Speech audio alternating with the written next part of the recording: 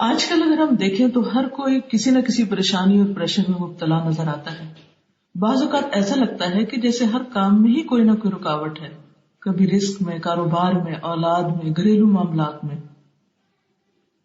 لیکن عام طور پر جب ایسی پریشانیاں نظر آتی ہیں تو ہم بعض اوقات خود کو یا دوسرے لوگوں کو ذمہ دار ٹھہرا کے مایوس ہو جاتے ہیں. جو شخص تقویٰ اور پرہیزگاری چھوڑ دیتا ہے اس کے سارے کام مشکل اور دشوار ہو جاتے ہیں. حقوق اللہ اور حقوق العباد میں کمی کا اثر یہ ہوتا ہے کہ معاملات میں طرح طرح کی دشواریاں پیدا ہو جاتی ہیں.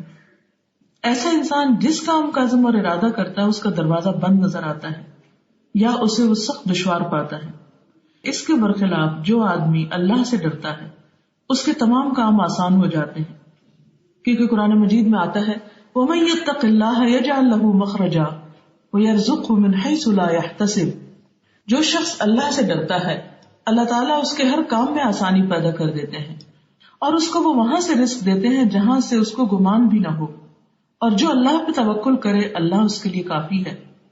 تو ہر پریشانی، رکاوٹ، ڈپریشن، سٹریس کا حل اللہ کا تقویٰ، اللہ پر توکل، کثرت سے اللہ کا ذکر ہے. اللہ ہم سب کو اس کی توفیق دے.